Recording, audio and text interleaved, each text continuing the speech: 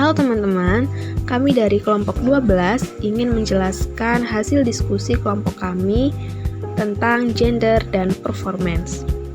Nah, sebelum itu perkenalkan anggota kelompok kami yang terdiri dari 4 orang, yaitu yang pertama Saptia Wahyuni dengan NIM akhir 21, yang kedua Tesalonika Sitio dengan NIM akhir 23, yang ketiga Mutiara Istifarin dengan NIM akhir 93, dan yang keempat Radika Irmayandini dengan NIM akhir 105.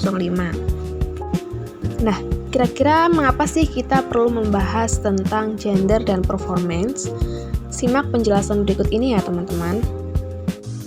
Gender dalam kajian komunikasi modern dipahami sebagai konstruksi sosial yang berbentuk melalui budaya, bahasa, dan interaksi di mana seorang tidak hanya memiliki gender, tetapi juga menampilkannya melalui perilaku dan juga gaya bicara dan simbol, dan dua peran sosial. Seperti konsep ini dikenal sebagai performativitas gender menurut Judith Butler, yang menjelaskan bahwa identitas gender merupakan hasil tindakan komunikasi berulang yang dibentuk norma oleh masyarakat dan dipresentasikan melalui media, pendidikan, keluarga, dan juga budaya populer. Namun dalam realitasnya masih terjadi ketimpangan seperti bahasa sestis dan juga stereotip dan stigma, sehingga pemahaman komunikasi gender perlu dipertingkatkan agar tercipta masyarakat yang lebih inklusif, toleran, dan juga setara. Kemudian bisa didefinisikan gender sebagai konstruksi sosial yang merujuk pada serangkaian peran, perilaku, aktivitas, atribut, dan juga harapan yang ditentukan oleh masyarakat seperti hal yang pantas untuk perempuan dan laki-laki. Pengertian performance dan performativitas. Performance gender merujuk pada konsep di mana individu secara sadar, sukarela, dan situasional memainkan atau menampilkan peran gender tertentu yang diakui oleh masyarakat. Konsep ini berakar kuat pada teori dramaturgi yang dikembangkan oleh sosiolog Erving Goffman yang melihat kehidupan sosial sebagai sebuah panggung pertunjukan. Nah, jadi performance gender adalah bagian dari manajemen di mana individu memilih dan menampilkan perilaku, pakaian, bahasa tubuh, dan cara berbicara yang sesuai dengan harapan sosial yang dilekatkan pada kategori gender mereka. Performance gender bersifat situasional dan dapat diubah.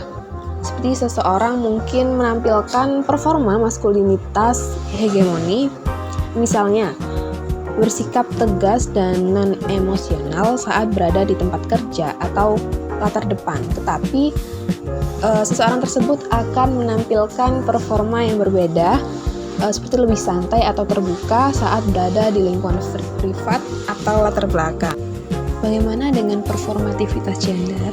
Nah, performativitas gender adalah konsep teoritis yang dikembangkan oleh filsuf Judith Butler 1990 yang menyatakan bahwa gender bukanlah esensi batin yang diekspresikan, melainkan hasil dari pengulangan tindakan, gestur, dan norma yang dilembagakan secara sosial.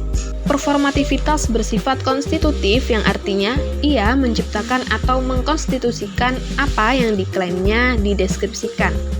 Jadi gender bukanlah sifat yang sudah ada, yang kemudian ditampilkan, bukan.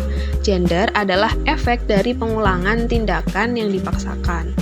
Proses ini bekerja melalui pengulangan ritualistik dari norma-norma gender yang ditetapkan oleh masyarakat, misalnya cara berpakaian, cara berjalan, atau cara mengekspresikan emosi.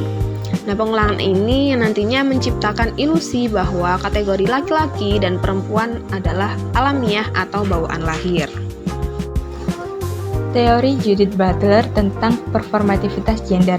Teori ini dikembangkan oleh filsuf Judith Butler dalam karyanya Gender Trouble, Feminism and the Subversion of Identity 1990. Merupakan kritik radikal terhadap pandangan bahwa gender adalah identitas batin yang esensial atau alami.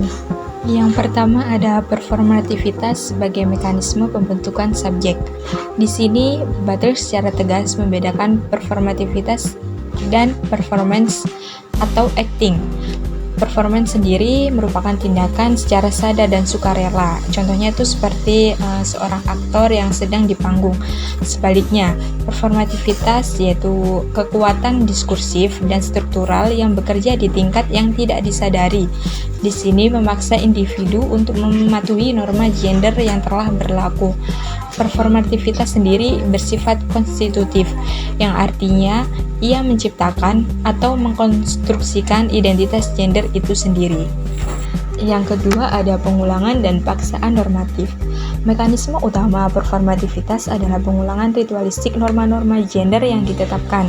Tindakan-tindakan yang diulang-ulang mulai dari cara berjalan, berpakaian, hingga cara mengekspresikan emosi menciptakan ilusi koherensi dan naturalitas gender. Pengulangan ini adalah cara sistem patriarki dan matriks heteroseksual menanamkan dirinya ke dalam tubuh, mendisiplinkan individu untuk mematuhi hukum gender. Yang ketiga ada subversi dan implikasi kritis. Di sini Butler juga melihat potensi untuk subversi atau penggulingan, karena gender hanya ada melalui pengulangan. Setiap kali pengulangan itu dilakukan secara tidak tepat, disalahpahami, atau dilakukan secara berlebihan, ia dapat mengekspos sifat artifisial dari norma gender tersebut. Analisis performativitas memberikan alat kritis untuk membongkar biner gender yang kaku dan membuka ruang untuk bentuk-bentuk identitas yang lebih fleksibel, cair, dan menantang tatanan sosial yang opresif. Konsep doing gender yang diperkenalkan oleh Candace West dan Donald Zimmerman pada tahun 1987 dalam artikel mereka, Doing Gender adalah kerangka sosiologi yang sangat berpengaruh. Inti dari konsep ini adalah bahwa gender bukanlah sekedar sifat bawaan atau peran yang dipelajari dan sekali pakai, melainkan sesuatu yang secara terus-menerus dilakukan, dipertunjukkan, dan dikonstruksi dalam interaksi sehari-hari. Gender dipandang sebagai aktivitas sosial yang dilakukan, bukan karakteristik yang melekat pada individu. Ini berarti kita secara aktif melakukan gender dalam setiap interaksi seperti cara kita berbicara, berpakaian, bergerak, dan bereaksi terhadap orang lain. Nah, dari penjelasan tadi bisa disimpulkan bahwa gender bisa dipahami sebagai konstruksi sosial yang dipelajari secara fleksibel. Bukan sekedar perbedaan biologis, ia juga berfungsi sebagai kerangka yang menentukan peran dan hierarki kekuasaan. Konsep kunci dari studi ini adalah performativitas gender, yang menegaskan bahwa identitas gender bukanlah esensi internal, melainkan efek yang dihasilkan melalui pengulangan tindakan, gestur, dan norma yang dilembagakan secara sosial. Sebuah pandangan yang diperkuat oleh konsep doing gender yang melihat gender sebagai aktivitas sosial terus-menerus dipertunjukkan dalam interaksi sehari-hari. Melalui proses komunikasi yang berulang, inilah realitas gender diciptakan dan dipelihara.